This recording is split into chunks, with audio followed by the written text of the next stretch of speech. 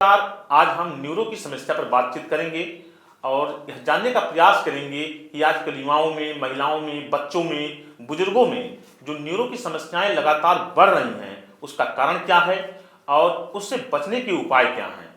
इस संबंध में हमारे साथ आज जुड़ेंगे लखनऊ की जानी मानी neuro surgeon doctor Amit Patel ji हैं, जो परम हॉस्पिटल के वरिष्ठ डॉक्टर हैं और उसके चेयरमैन भी हैं। हम उनसे बातचीत करेंगे और यह जानने का प्रयास करेंगे कि न्यूरो की जो समस्याएं हैं उससे हम लोग कैसे बचें। साहब, आजकल न्यूरो की समस्याएं लगातार बढ़ रही हैं। आमतौर पे लोग दर्द होने पर पेन किलर की दवाइयाँ खा लेते हैं। कमर दर्द और गर्दन में दर्द आम बात हो गई है। इसके लिए सही मार्गदर्शन क्या है? देखिए, ये बीमारियां अभी आज के समय में बहुत ज़्यादा बढ़ गई हैं। गांव में देखा जाए, शहर में देखा जाए, दोनों जगह। अब ये पहले नॉर्मली 40 या 50 साल के बाद होती थी। अब ये बीमारियां यंग एज में भी चालू हो गई हैं। गर्दन का दर्द जो हो रहा है उसके कई रीजन हो सकते हैं। मसल में स्पाजम हो सकता है, मसल में खिंचाव जिसे बोलते हैं, नस का दबना, या जो वहाँ पे जो जॉइंट होते हैं, रीढ़ की हड्डी की जो बनावट होती है उसमें हाइपरट्रॉफी हो जाती है, या जहाँ से नस निकलती है उस जगह में कैल्सिफिकेशन हो जाता है। तो ये सब काफ़ी चीज़ें हैं जो उसके नस के दबने के फैक्टर को इफ़ेक्ट करती हैं। और दूसरा रीज़न होता है कि आजकल मोबाइल का इतना ज़्यादा यूज हो रहा है कि गर्दन की पोजीशनिंग सही नहीं रह पाती है।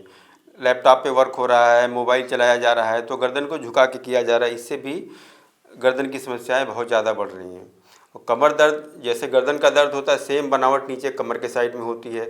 तो कमर में भी जो नस निकलती है वो हमारी जो कमर की हड्डी की बनावट होती है, वो हड्डियों के बीच में दो गत्ते रखे होते हैं। गत्तों को जो कि इंग्लिश लैंग्वेज में डिस्क बोला जाता है जी। तो वो डिस्क एज के हिसाब से वो कमज़ोर हो जाती है। कभी कोई हैवी वर्क करता है तो वो उसकी जो बाउंड्री होती है वो वीक हो जाती है, तो वहाँ से डिस्क का मटेरियल निकल के बाहर आ जाता है जो आके नसों को कंप्रेस करता है। तो ये आजकल बहुत कॉमन हो गया है। तो इन सब का इलाज होता है कि आप प्रॉपर जो है डॉक्टर से मिलिए, न्यूरो वाले डॉक्टर से संपर्क करिए और क्या क्या दवाएं होती हैं वो अपना ट्रीटमेंट स्टार्ट करिए। और दवाएं तो टेम्प्रोरी होती है, लेकिन उससे ज़्यादा ज़रूरी होता है कि गर्दन का पोजीशन हमें सही करना, क्योंकि दवा तो आप 2-3 महीना खा के फिर बंद कर देंगे। लेकिन जो बचाव है कि गर्दन के मसल को मजबूत किया जाए और गर्दन पे झटका ना लगे, कमर पे झटका ना लगे, तो अपनी जो डे टू एक्टिविटी होती है, खान पान होता है, वो सारी चीज़ें व्यवस्थित करने की ज़रूरत होती है। तब जाके इससे हम लॉन्ग टर्म में रिलीफ पा पाएंगे। अच्छा डॉक्टर साहब, गाँव में पैरालाइज जो समस्या है इसको अक्सर लोग ब्यार कहते हैं। इसके लिए सही मार्गदर्शन क्या है और सही इलाज क्या है इसका? ये जो लकवा का पिक्चर होता है वो तो होते कई रीजन हैं। जो सबसे ज़्यादा कॉमन होता है कि हाइपरटेंशन जो वाले मरीज होते हैं वो प्रॉपर बीपी की दवाएं नहीं लेते, उसकी वजह से नसों में दबाव बढ़ता है और नसें फट जाती हैं। और दूसरा इसका अपोजिट पार्ट होता है कि कभी कभी ब्लड सप्लाई, हार्ट की प्रॉब्लम की वजह से ब्रेन को पूरी तरह सप्लाई नहीं मिल पाती, ब्रेन से हार्ट से थक्का उठ के जाके ब्रेन को ब्लॉक कर देता है, जिसको कि इन्फार्क्ट बोलते हैं। तो ये जो मोटे मोटे बहुत बड़े रीजन होते हैं जो कि लकवा मारता है। और ब्रेन का फंक्शन उल्टा होता है। दाहिना ब्रेन हमारा बाएं हाथ पैर को कंट्रोल करता है, तो जिस साइड के ब्रेन में दिक्कत आएगी उस साइड का हाथ पैर इनका वीक हो जाएगा। अब इसको रोकने के लिए क्या, अगर ये दबाव बहुत ज़्यादा रहता है तो सर्जरी करके उस दबाव को हटाया जाता है ताकि ब्रेन को फर्दर डैमेज ना हो और रिकवरी का समय मिल पाए।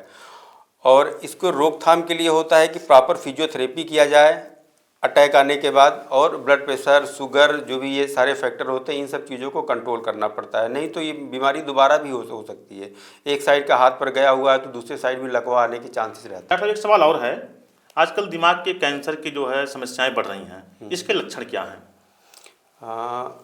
दिमाग में ब्रेन ट्यूमर जिसे बोलते हैं, वो अगर ब्रेन में रहता है तो उससे जो मेन समस्या होती है कि मरीज सर दर्द के बारे में बताता है। ऐसा सर दर्द जो नॉर्मल दवाओं से दिया जाए लेकिन उससे रिलीफ नहीं आता है, या फिर मरीज को लगातार उल्टियाँ होने लगती हैं। और लक्षण होते हैं मिर्गी का दौरा आना, और इसके साथ में आँखों से दिखाई कम देना या हाथ पैर में लकवा मारना। अगर इस तरह के कोई लक्षण आते हैं तो सतर्क हो जाना चाहिए और सीटी स्कैन करा के कहीं किसी सेंटर पे न्यूरोसर्जन को दिखाना चाहिए, क्योंकि ये आगे चल के फिर समस्या पैदा करेगा। जितना जल्दी हम इसको डायग्नोस कर लेंगे उसका इलाज हम जल्दी कर पाएंगे। अगर ये ब्रेन ट्यूमर चूँकि बढ़ता रहता है, अगर ये साइज में बहुत ज़्यादा बड़ा हो जाता है तो फिर सर्जरी का बहुत ज़्यादा उसमें फ़ायदा नहीं हो पाता। जी। और ब्रेन ट्यूमर कई तरह के होते हैं। कुछ ट्यूमर होते हैं जो एक गुच्छे की तरह रखे होते हैं कि उसको आसानी से रिमूव कर दिया जाता है, जैसे कि मेनिंजियोमा, ये बहुत अच्छा ट्यूमर होता है।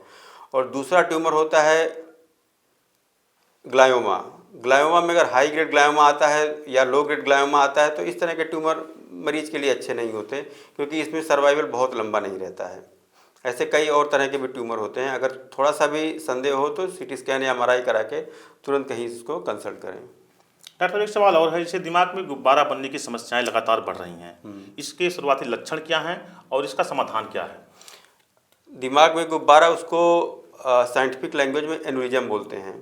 एन्यूरिज्म एक ऐसी बीमारी है जो अगर एक बार दिमाग में जो ब्लीडिंग होती है वो सीटी स्कैन में अलग तरह के पैटर्न में दिखाई देती है, जिससे हम सस्पेक्ट करते हैं कि ये इस ब्लीडिंग का रीजन एन्यूरिज्म हो सकता है। अगर वो एन्यूरिज्म आता है, इसके लक्षण होते हैं कि ऐसा सर दर्द जिसको मरीज को ज़िंदगी में कभी ना हुआ हो, इतना तेज़ सर दर्द होता है, लगातार उल्टियाँ होती हैं, मरीज को झटके आने की पॉसिबिलिटी रहती है और मरीज कोमा की तरफ जा सकता है, सडन डिप कर सकता है पेशेंट। तो अगर किसी को इस तरह के लक्षण मिले तुरंत सीटी स्कैन करा के उसकी पूरी जांच कराएं। अगर एन्यूरिज्म निकल के आता है तो उसका दो तरह से इलाज होता है। एक तो दिमाग खोल के नॉर्मल जैसे होता है कि जो गुब्बारा बना हुआ उसके ऊपर जाके क्लिप लगा दिया जाता है ताकि वहाँ पे खून का बहाव ना हो और उसको ख़त्म कर दिया जा सके। लेकिन अब नई एडवांस टेक्निक आ गई है जिसमें एंजियोग्राफी के थ्रू हम उसको जांच करके देख सकते हैं और इसमें कोई चीरा या टाका वाली ज़रूरत नहीं होती है। बस नसों के थ्रू जाते एक तार के थ्रू उस गुब्बारे में छल्ला डाल देते हैं। तो ये बहुत सेफ प्रोसीजर होता है, जो नॉर्मल जो दिमाग खोल के ऑपरेशन होता है उसके तुलना में ये बहुत अच्छा प्रोसीजर होता है। और लखनऊ में आजकल ये चीज़ें काफ़ी पॉपुलर हो रही हैं। डॉक्टर साहब, ये न्यूरो की समस्याओं से बचने के लिए अपनी तरफ से हमारे दर्शकों को क्या सुझाव देंगे आप? डेली योगा या व्यायाम करने की कोशिश करिए, खान पान पे ज़्यादा ध्यान दीजिए, जंक फूड इन सब चीज़ों को अवॉइड करिए और स्मोकिंग अल्कोहल से बहुत दूरी बनाइए, तभी जाके ये समस्याएं डे बाय डे कम हो सकती है, नहीं तो सिवाय बढ़ने के ये कम नहीं होने वाली हैं।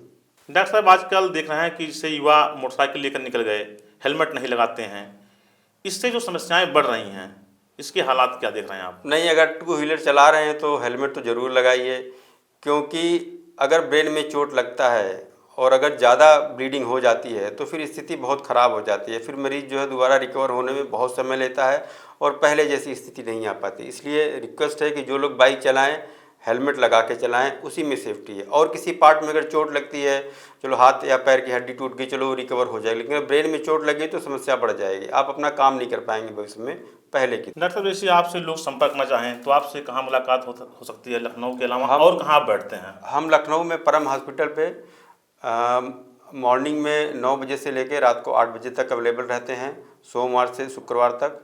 शनिवार को 2 शनिवार हम उतरौला में मिलते हैं और 2 शनिवार बस्ती में मिलते हैं और संडे के दिन हम सनई चौराहे के पास में जाते हैं, सोरठगढ़ में पड़ता है सिद्धार्थनगर, वहाँ पे बैठते हैं 3 संडे। बाकी सोमवार से शुक्रवार तक आपको परामर्श लेना हो तो लखनऊ में आइए, परम हॉस्पिटल जो कि चिन्हाट पड़ता है। तो कम समय में हमने बातचीत किया डॉक्टर साहब से, और जो न्यूरो की समस्याएं हैं इस पर शुरुआती लक्षण और इसके समाधान के लिए हम लोगों ने बातचीत किया है। आप परम हॉस्पिटल के न्यूरो सर्जन हैं, आपसे लखनऊ में संपर्क कर सकते हैं। इसके अलावा हम स्क्रीन पर और भी नंबर और पता दे रहे हैं जहां आप लोग संपर्क कर सकते हैं। परम मल्टी स्पेशलिटी हॉस्पिटल 24 घंटे 7 दिन आपकी सेवा में उपलब्ध। लखनऊ की सबसे पॉश कॉलोनी गोमती नगर में स्थित है परम हॉस्पिटल। हमारे डॉक्टर्स हाईली क्वालिफाइड और एक्सपीरियंस्ड हैं। परम हॉस्पिटल आधुनिकतम सुविधाओं से लैस है। रूटीन ओपीडी में हमारे डॉक्टर्स जांच के साथ आपको अच्छा कंसल्टेशन देते हैं ताकि सही दिशा में आपका इलाज हो सके। हमारे यहाँ राष्ट्रीय स्तर का ऑपरेशन थिएटर है जहां हम बेहद जटिल न्यूरो, ऑर्थो और सभी तरह की सर्जरी करते हैं। हमारे इंटेंसिव केयर यूनिट यानी आईसीयू में हर समय क्वालिफाइड पैरामेडिकल स्टाफ के साथ डॉक्टर्स भी उपलब्ध रहते हैं। हमारा पूरा स्टाफ मरीजों एवं उनके परिजनों के साथ अत्यंत संवेदनशील एवं नम्र व्यवहार करता है। हॉस्पिटल परिसर में ही स्थित माधव फार्मेसी में आपको सभी जरूरी दवाएं भी मिल जाती हैं। हॉस्पिटल के अंदर हम सफाई का विशेष ध्यान रखते हैं ताकि आप किसी भी तरह के संक्रमण से बचे रहें। परम हॉस्पिटल में आपको किसी भी बड़े हॉस्पिटल के बराबर सुविधाएं मिलती हैं, जबकि आपके इलाज का खर्च काफी कम होता है। तो अपने एवं अपने परिवार के बेहतर स्वास्थ्य के लिए परम मल्टी स्पेशलिटी हॉस्पिटल आइए, क्योंकि आपका जीवन अनमोल है। परम मल्टी स्पेशलिटी हॉस्पिटल, विजयंत खंड, गोमती नगर, लखनऊ।